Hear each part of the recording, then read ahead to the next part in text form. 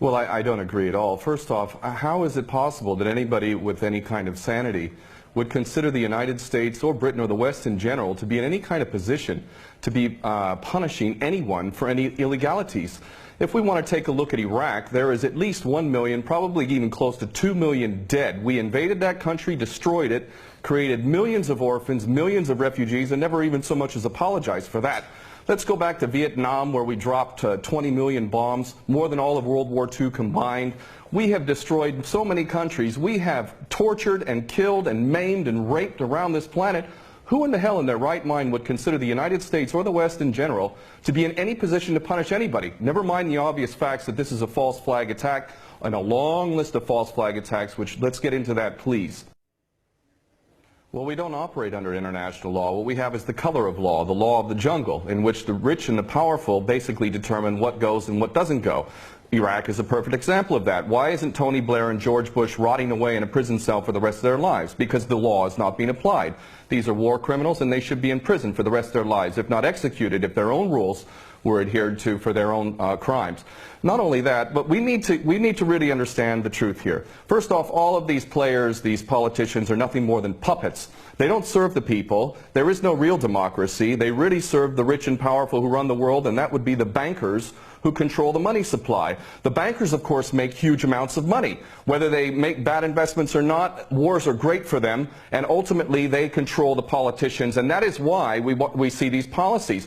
Obama and Cameron are nothing more than puppets who read the script, and the script is we need another war. And the reason why we need another war, according to these psychopaths who are running the world, is because more and more people, despite the clueless masses who continue to be entranced by things so ridiculous as X Factor and American Idol, there is larger numbers of people around the world who are realizing the truth and beginning to recapture the capacity to think for themselves. And they can see that these people who are being put in positions of public trust are defying that trust and representing an agenda which they could never speak about openly, because they're nothing more than prostitutes and nothing more than minions for the powers that be.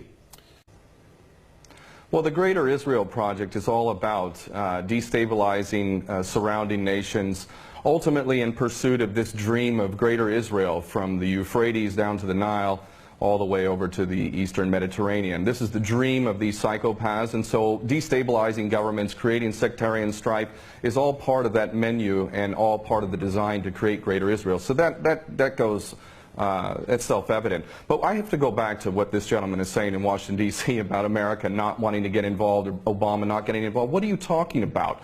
We have been arming people directly who are Al-Qaeda. Al-Nusra Front is Al-Qaeda. These people are psychopaths to the worst order. They're conducting suicide attacks. They're gassing people. We know, Carla Del Ponte said in May, that it was the so-called rebels in Syria that were using sarin gas, not the Bashar al-Assad regime. No, it was not. We know that the United States President is arming people who are on the U.S. terrorist list. He should be convicted of aiding and abetting, giving material support to a terrorist organization. But then again, you know what? We, the West, the United States in particular, Israel and Britain, are the biggest terrorists on the planet. So our little junior partners in Al-Qaeda, which is nothing more than a CIA database, thus the name Al-Qaeda, this is nothing more than a group of terrorists working together, each playing one different role, but all of them working together for the same goal, which is to maintain this hideous and sick and twisted, unjust world that we have, which is a perpetual state of war. Always one illusion, one boogeyman after another. But the fact is, Obama is nothing more than a puppet war criminal, just like his predecessor and every other U.S. president before him. So please don't tell people out there that the U.S. is not involved. It's directly involved, and it is arming people who are absolute psychopaths. Because the United States has never been interested in anything.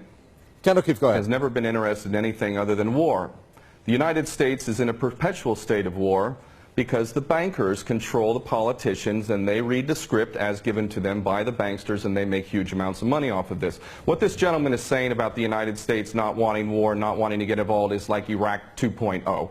It's a repeat of the same rubbish that was said, oh, we don't want war, war is a last resort. That's absolutely untrue. It's a lie.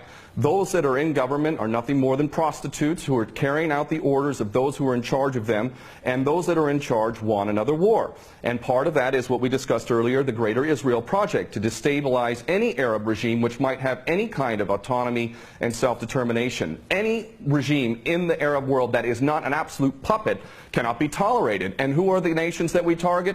Those that are not puppets. We don't target those like the Saudi regime, which is the biggest human rights violator in that region. It's cutting off people's heads in public, cutting off hands. It is the most grotesque regime on the planet, and yet we give that regime weapons and it's no problem whatsoever.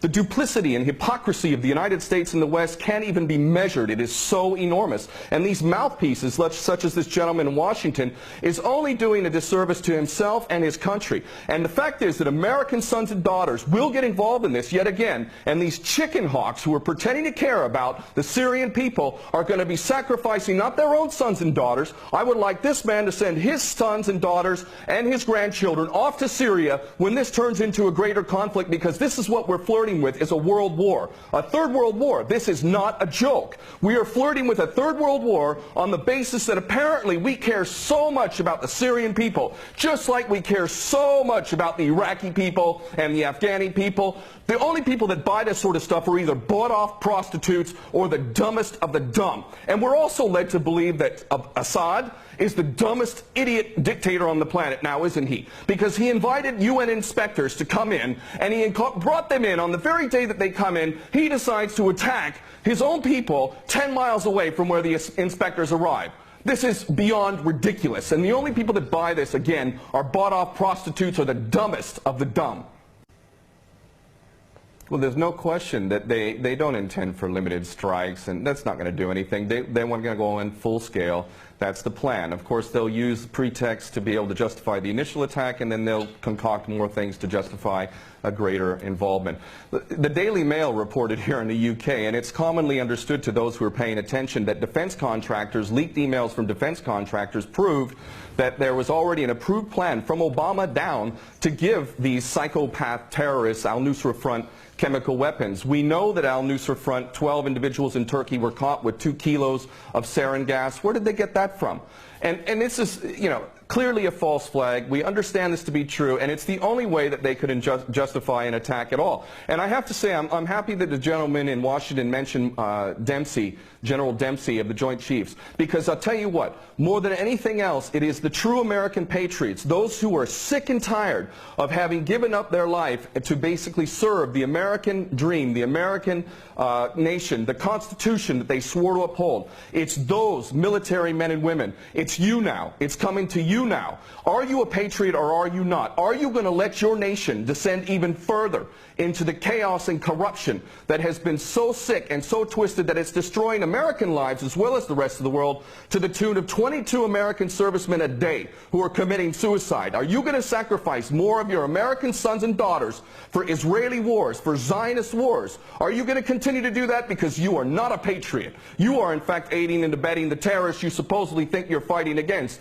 And those Americans who are waking up to this, I hope to God, in the military in particular, that you refuse your orders.